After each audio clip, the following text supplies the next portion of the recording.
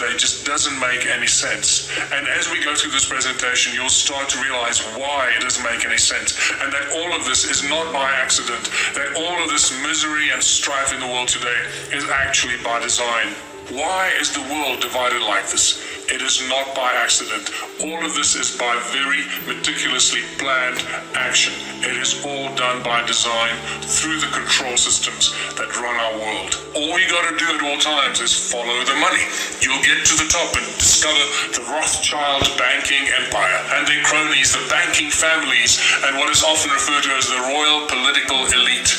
These families that control the world did not suddenly come into power in the last 100 years. We are talking about thousands of years of royal bloodline control of the world. The Rothschilds and the other banking families pretty much own all the central banks of the world. This is a shock to the system. The central banks of the world, like the Federal Bank of America, the Bank of England, the South African Reserve Bank, the Reserve Bank of Australia, India, Brazil, all the central banks of all the countries of the world do not belong to the people. They are owned private entities that are controlled and owned by the Rothschild banking empire. And they set the norms, the rules, and the financial policies for the countries, and they lend money to the countries, the governments and the presidents and the prime ministers and the ruling parties of the different countries. And this is why we are constantly trapped in a cycle of debt, because the banks that print our money do not belong to its people. What is money really? Well, money is just an idea. It's a piece of paper. It's a tool of enslavement. And what you will learn here is that money is not something that evolved over thousands of years of bartering and trading as a tool that can help humanity prosper. No, it's exactly the opposite. Money was a tool of enslavement that was conjured up a long time ago and introduced as a complete and whole philosophy and a tool of enslavement. It's just a piece of paper that controls our lives. It burns and disappears. Where did money come from? How did money originate? Very few people are actually aware of this. Well, about 6,000 years ago, the first money appeared in the form of clay tablets. This is during the Sumerian Empire. Well, the Sumerian texts tell us about when money first appeared, and also when the first royal bloodlines first appeared, and we find the emergence of the first kings, or the so-called first priest kings. And it just so happens that these first priest kings that appeared out of the blue on earth suddenly created all the banks, they created their temples, and in their temples they started to print these clay tablets, which became the first forms of money.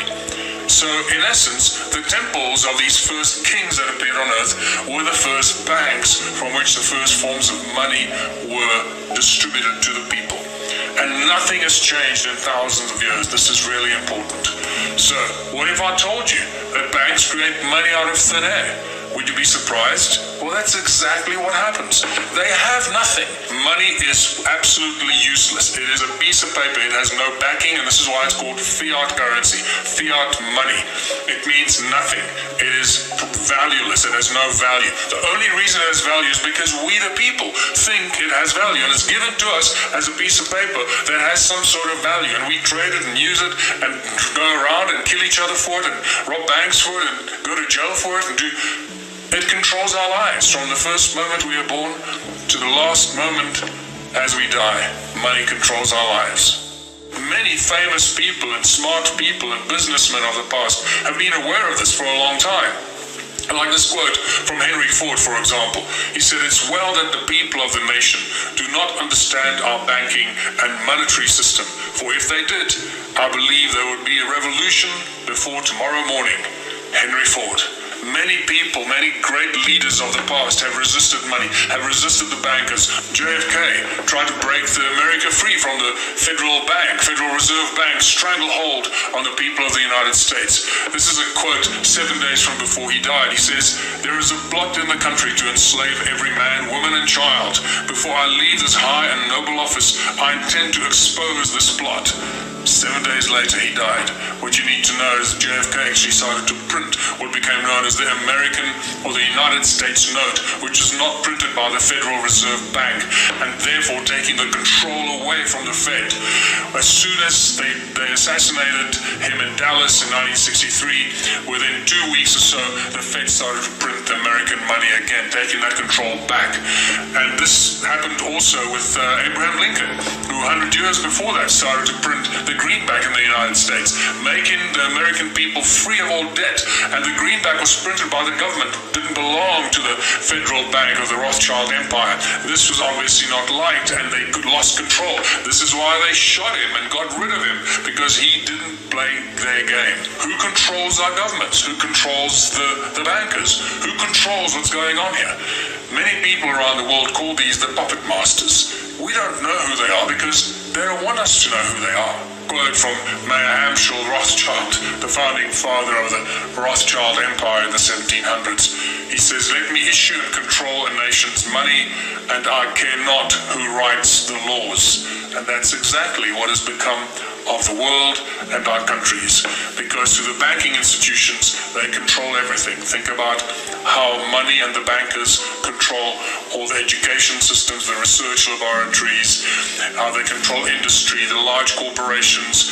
Everything imaginable ultimately goes back to those who control the money. Follow the money and you'll see the root of evil and the root of control as it unfolds around us. Who controls the corporations? Once again, follow the money.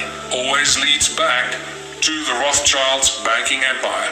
But unfortunately, in our legal systems, corporations have more rights than living, breathing human beings. Think about that. This is unimaginable that something like this could even happen. Many people are shocked when they find out that every country in the world is registered as a corporation. It's not just countries. It's states, provinces, cities, everything imaginable. The roads that we drive on are registered as corporations. Everything in our lives has been incorporated around us while we carry on and distracted by computer games and the news and who's screwing who and who won what game and what final is being played. While we're being distracted by the entertainment and the programming on our televisions, our world around us has been stolen from us and incorporated. And this is how, through the legal system and the corporations that have more rights than living, breathing human beings, we the people have become slaves to the corporations every step of the way.